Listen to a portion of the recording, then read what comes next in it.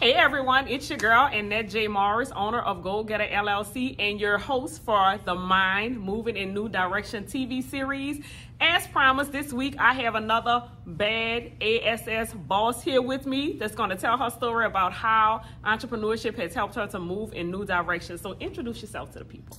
Well, hello everyone. My name is Malika Honore. I'm the mayor of credit. I'm the mayor of childcare. I'm the mayor of lounges. I can go on and on and on. On and on. I am the CEO of Honore Credit Consultants and the CEO of the Love Center Daycare. What else? And the owner of the New Verdict Restaurant and Lounge, sexy venue and restaurant here in New Orleans East. Absolutely. I told y'all this a boss, and this is one of my best friends in the whole wide world as well. So if y'all follow me on any platform, y'all already know who she is. But for those of you that don't, because we know this is going to have a little far reach, this is who she is. So tell the people, because you done talked about a whole lot of businesses. How long have you been an entrepreneur? Since 2007. 2007. So that's what, 17 years? That's a long time. A long time. 5 years from 20 years. Yeah, 15 years. 15 years. 15 years, absolutely. So how did you get started in entrepreneurship? Tell that story. So the original story, like as a child, or what? Either one. Like which one? So I'll tell that story. So because I like this story, right? I'll tell both stories. So you know how they talk about if people are born CEOs or we're taught CEOs or being entrepreneurs, I truly believe that I was born with it, right? But I tell a story about how I was 12 years old. I was heavily into politics as a 12-year-old girl. And I sat on the couch in my grandparents' house and I was watching an inauguration. And it was Bill Clinton. And I was sitting next to my grandmother just like you. Me and you were sitting, and I'm watching this inauguration and I was in awe. And I leaned over to my grandmother and I said, Mama, I can't wait till I marry a man and he become the president of the world, of the United States.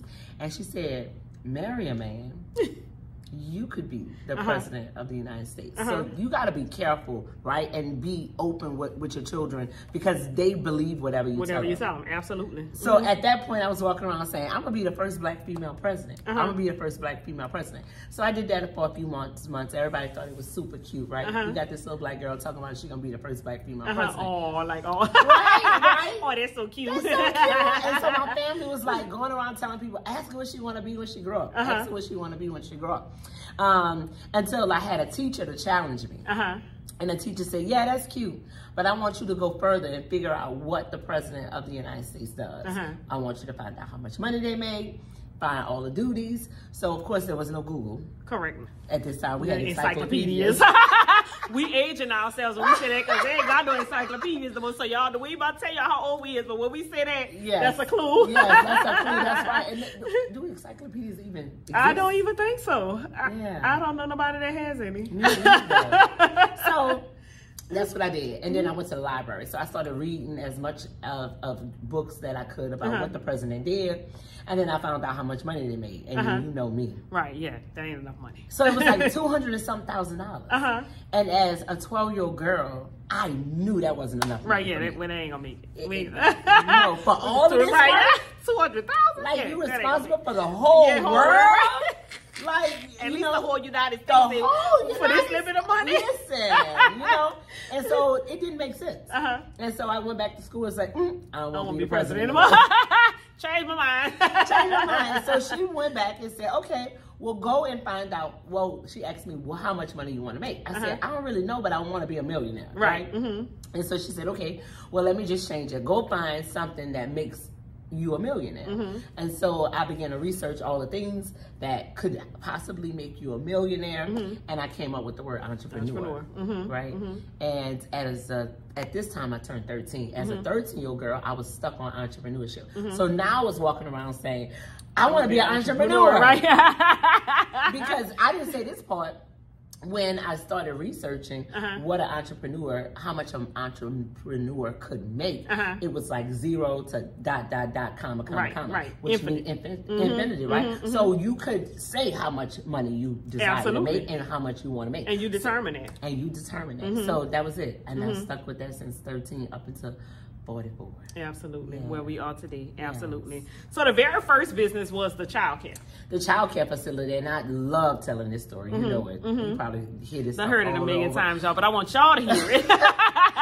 So the reason why this story is so important, because I don't know who are your viewers, and the majority of them are going to be black women like us, right? But I started that business with an income tax check. Correct. Right? And so that's why, so income taxes were designed and always designed to help people get out of poverty. Correct. And so when income tax time, January, I'm all over social media saying, y'all be smart with your income tax, because invest it in you. Invest it in things that makes money. Don't worry about getting a car. I was about to cuss, but you know. Y'all don't know I cuss. For the TV, we're not going to cuss, okay? We're going to have to go beep. Okay, right? I'll be the first guest I have to be. Sorry, I'm trying my best. So, it was a $10,000 income tax check. And so my family and I have never worked for anybody ever since, because I had vision, right, to say this has to work or it has to work. Either that's the two choices, right? That's it. You That's gotta it. work or you gotta work. Or you gotta work. That's and it. there was no plan B, right? And so that's how I got started originally. With an income tax check. With an income tax check. So you invested in 2000, what was that, 2000? When I got the income tax check? When you did the daycare? 2007. 2007, right. Okay. And it's been going ever since? Ever since. And that was not long after Katrina, right? It was right after Katrina. Yeah. The woman who sold me it thought that the city wasn't coming back. And so when we talk about things that I do that's bold, talking about bold, yeah, because the city was like naked at that time, to be honest. So you nobody had was mad back. Faith. Yeah. And so I had to have mad faith, right? I truly believe that, you know, I'm the poster child for New Orleans, right? Yeah. And I truly believe that it was coming back. We New Orleans famous. We are. They say. We is. And we is. Okay. Yeah, they say we the celebrities in New Orleans. And we is. I'm just saying. Period. Yeah. Okay. But yeah, I was that bold back then, and so I knew it's coming back. Yeah. And then this was an opportunity. There wasn't very many people back yet. Correct. And then the French Quarters never flooded. Right. And so the French Quarters was the first part of the city that reopened. And here we are having these people come back to the city. We're in the hospitality industry, restaurants and nightclubs, yet they don't have childcare. Yeah. So you were able to feel the need. Yeah, and then I did a 24-hour concept. So, you know, I don't have to tell you we were booming. Yeah, because people were coming back at that point in time and resources were so limited. So, I know you had like a lot of, because again, so many buildings was damaged and everything. I mean, you didn't have an option to have too many daycares. There wasn't too much competition because they had many buildings that people could host a daycare center out of. People had lost houses and everything. But that was a courageous move for you to make that level of investment, take your entire income tax check. Because we know people, they ball out on income tax, girl. They go buy all the newest bags. We have cars all on the side of the road TVs by April, everywhere. May. Yeah, I mean, how many TVs y'all need? But that was a wise investment to invest in something that's still making money for you all. Because at this point, you have 2 locations, right? And working on number 3. Yeah, we do. So that's the investment that keeps on giving. And you heard her say she's employed her whole family with this daycare center. So that's legacy, right? So I talk about legacy all the time. We talk about luxury, talk about all those things, but that is legacy because that's something that she can actually sign over to her children someday when she gets tired of being in it or whatever, right? And for the most part, you're not in it now because what else do you do? Y'all heard her talk about the other businesses. How did you get from daycare to honorary credit? So I always talk about leverage, right? And so that's what I did. I leveraged actually the daycare center's cash flow and credit at that point, and I took that cash flow and put it into my next business. And then of course my salary. But you know, I've had tire shops with my ex-husband. I had restaurants before. So that's what I do. I leverage. And so that's another thing because you teach streams of income. And so that's a perfect example of how you leverage your streams of income. Absolutely. Because I took cash flow from one business, right, and credit off of this business to open up and expand another business. Correct. Right? And I just kept doing it. The same thing over and over and over again. So yeah, that's how I got started. So how did you, it was a weird story how she got started in credit, y'all. Tell the people how you accidentally stumbled into credit. Okay.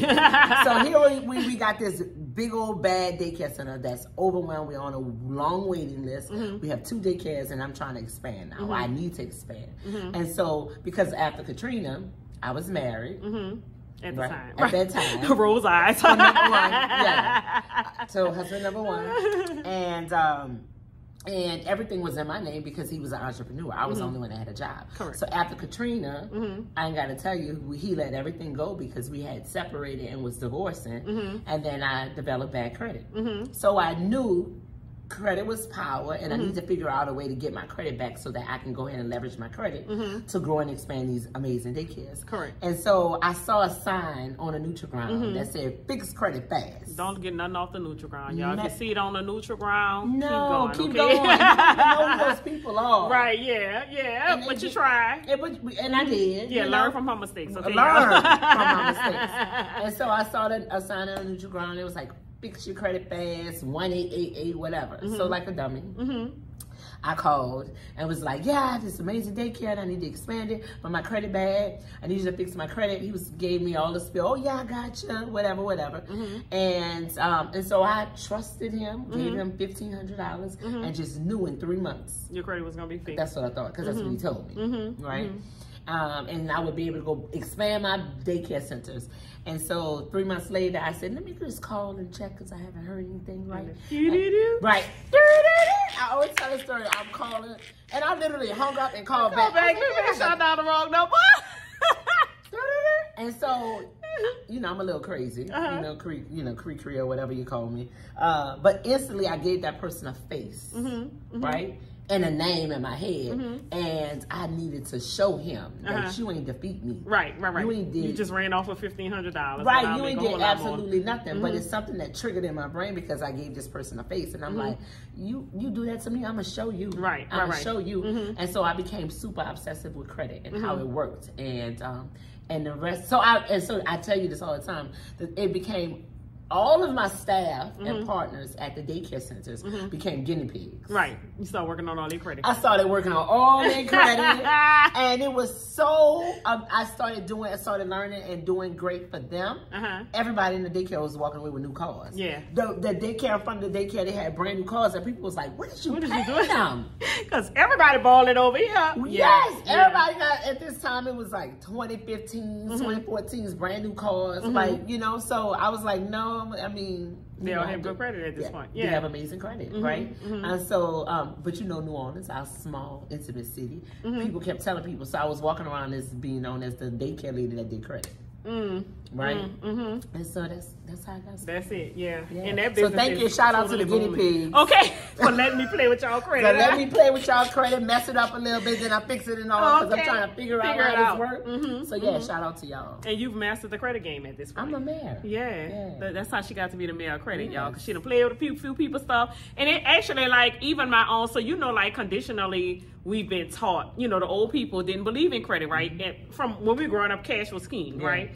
Now we know cash ain't king no more. Credit really is king. And I told you, like, at one time when I had a behavioral health agency, they didn't want the money. Like, I was like, they was like, you need a $50,000 line of credit. I was like, well, I got $50,000 in the bank. They was like, we don't want it in cash. We want it in credit, line of credit. Which goes to show you sometimes it don't even matter how much money you have. You still need credit, right? And you still need to have good credit. So in order to leverage that, like, she taught me some things because I was still operating in the old mindset with the old people. You say, look, if you don't have cash to buy it, you don't need it, right? So we were traveling. We travel worldwide now, whatever, internationally, all. But at first, when we first started traveling together, I would pull out my debit card. She's like, why are you pulling out that debit card? I'm like, what do you mean? I don't want to put nothing on my credit. I got a bunch of credit cards, good credit, all that. I said, I don't want to put nothing on my credit card. She was like, girl, you sound crazy. You better start using that credit card because you can get points. You could do this, you could do that. And I was like, wait. Okay, so she taught me how to up level in my credit and leverage the credit to do other things that I want to do, including using other people's money to make more money for myself and my business, right? So those are some of the benefits. That's a friend with a benefit, okay, y'all? Because y'all be thinking friends with benefits is something else. This is a friend with a benefit, right? So tell the people what you just opened last week, the grand opening. So leveraging other people's money. Yes. I've opened up a new business. Yeah. Everything in life, you know, that I do is personal, right? I had the daycare center. I was a single parent struggling with childcare. Late at night, I opened up a 24-hour daycare. What was the next business? Something else happened. Whatever. So the new business is The Verdict Lounge and Restaurant. It's an exclusive venue and restaurant in New Orleans where between 5 and 10. Well, the restaurant is open till midnight. every single day, but it turns into a late night spot after 10 o'clock. Okay. So it's an upscaled music venue and restaurant for professional, amazing people out here in New Orleans East. Well, we go do some networking and stay professional and eat good food, because the food is the bomb. And you can have a little fun and drink a drink. Yeah, and then shake a little. Shake. Y'all Like the other night when the second line babe came in, I was second line Darian. I was like, Ma, I thought you didn't know how to second line. I said, I never told you I didn't know how to second line. I told you I've never been to a second line. It's a difference, okay? It's a difference, okay? Very different. So how do you leverage those businesses to support the life that you want to live, like your personal life? Because we talk about, like, you can do a lot with, you talk about like taking the revenue from the business, investing it to open another business or whatever, but that business also supports your personal life. Talk about how you are able to move and do new directions in your personal life as a result of leveraging your business ventures. Right. So everyone knows that I love money, right? But I love freedom. Yeah. More than important than anything. And that's what I tell people, like, it's ultimately not about the money that you generate in business. It's ultimately about the freedom that business and that revenue gives you, right? So more money you generate, the more freedom you have. And that you deserve as well. Yeah, absolutely. And you know that as we travel, our brains become more creative. Yeah, in different spaces. In different spaces. And so that's how I would say that I've leveraged it, because again, all of my companies are completely scaled, right? Leveraging other people's money, had lines of credit so that I can pay labor, like for instance, the verdict, right? And I'm still able to maneuver how I want to. Like I'm here now, right? All of my companies are still running, right? And so that's how I would say that I've leveraged it, because it gives me flexibility, freedom, and options. Absolutely. Yeah. So we were in Aruba about 2 weeks ago and planned a whole summit while in Aruba for 2023, right? So that's just kind of like the freedom and flexibility. Like, we had the freedom. We went there to just travel or whatever, right? To get out of the country. Because this was a vacation. It was actually supposed to be a vacation, but we sat down and we started planning. We started, talking about, some of the struggles that we have as entrepreneurs, because naturally, I don't care how good your business is going, how much money you have flowing in the business XYZ, you still going to have those growing pains and hurdles. The more you grow, the more pains you're gonna have, right? And it's a fact, like when a rapper said, like, the more money you come across, the more problems you see. And that's the reality of it, right? The bigger you are, the bigger the problems come, right? So we had a discussion about that. And then we started planning a summit for 2023. So getting in those different spaces as you travel is therapy, but it also clears your mind for creativity, right? Allowing us to create other things, other business ventures. Again, we have a whole conference coming up next year. Next year, March. Yeah, as a result of our mastermind. So she and I actually have a business together, which is a mastermind. So we actually empower women and work with female entrepreneurs in a mastermind. So we're going to do a conference next year and a bunch of other stuff that we have coming, right? But being able to get into those different spaces and go to different places, you leverage the business to do those things. So she talks about, again, using other people's money in a form of credit. I talk about it from an angle of leveraging multiple streams of income. So even with streams of income in your business, I talk about how you should allocate one to like your personal responsibilities, so bills and all of the other things that you have to do, that's a must do, right? And then you definitely want to have a stream of revenue that comes back into the business to keep the business flowing and supporting, but also having another stream of revenue for investment purposes, right? So that stream of revenue should work for you just as hard as you work for it, right? So you should put that thing somewhere, like she puts it in other businesses, right? We just invested in a corporate apartment or whatever, right? That we're going to be leasing out to professionals that travel to the city or whatever it is, right? So that stream of revenue is actually going to be growing from a real estate perspective, right? Mm-hmm. So I want to put it in places that's going to continue to work for me as hard as I worked for it, right? Yeah. And I don't have to work hard in those particular arenas. So with the corporate apartment, we get to lease that out to corporate professionals months at a time, and I don't have to send a cleaning. It's like Airbnb times 10, because it's not like I have to, like Airbnb, you have a person that may rent it for a weekend, 3 days, whatever it is, and you got to get the cleaning crew to come in after 3 days, right? Mm-hmm. Corporate leasing, 90 days, 60 days, and the cleaning crew don't have to come in nothing. But if I lease it out for 90 days at a time, like right now we have a prospective lady that wants to rent it out for a year, right? That means the cleaning crew only got to come Once time. A year, yeah. Right, once a year, right? So if she leases it for the whole year, my cleaning crew come after she leave, clean the whole place up, gone or whatever, right? So that's less management and oversight on my part. That's that making money for us in the business consistently over and over again, right? Well, the goal is to have 10 corporate apartments, right? Yeah. So building out the real estate portfolio, because people are always going to need somewhere to live, right? So it's like effortless streams of revenue that we're getting into. And it's effortless on your part because even though you're investing in other businesses, you have other people that work there. So your daycare center is still going, both of them, and you're not there, right? The credit company is still going. You got employees, you're not there.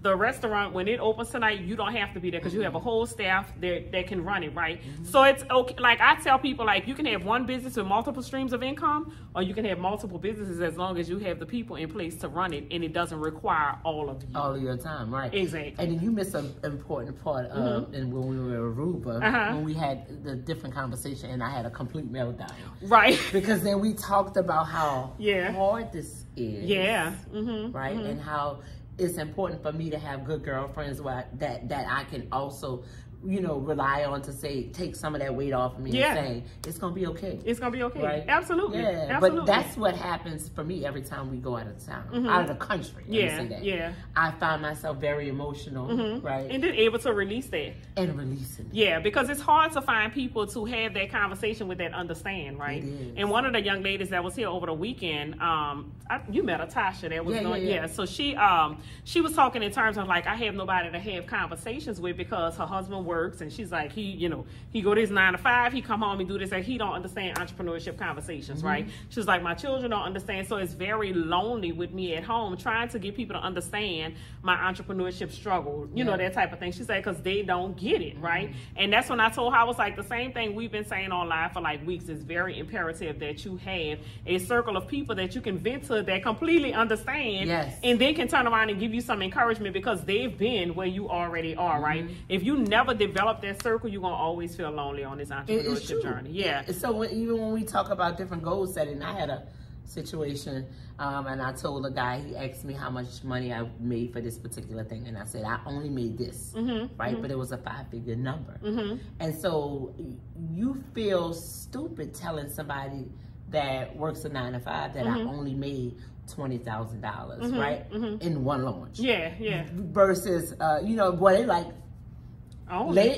Right, I make that, yeah, right, exactly. You know what I'm saying? And so it makes you super uncomfortable, and then you feel, I feel like not saying a lot of stuff a lot of times. But then I have people like you and our mastermind sisters that I can say, listen. Right, I only made $40,000, and they completely. I only made $40,000, and they understand how I can still be disappointed because I set a goal for this, right? For a 6-figure launch, and yet I made 50. So that's one thing I can go on and on and on. Absolutely. Yeah. So we all often have conversations about that because, again, entrepreneurship is very hard. Is it worthwhile? Yes. Hell yeah. It's very worthwhile. I don't think I would do anything else aside from being an entrepreneur. You know, I say that in no shade. I'll be like, y'all in that job shit. I ain't stuff.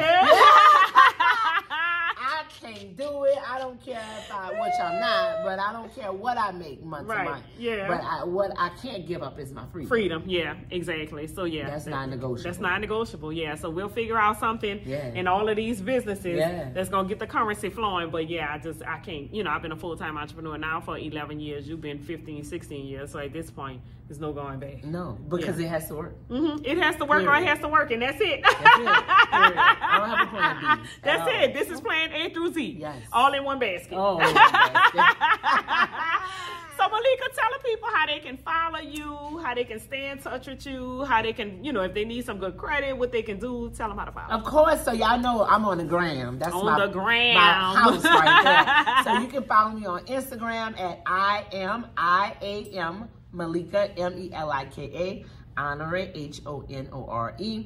You can find me on the book. That's her home. That's my home. On Facebook, Malika Honore, same spelling. You can find me on TikTok as the Mayor of Credit.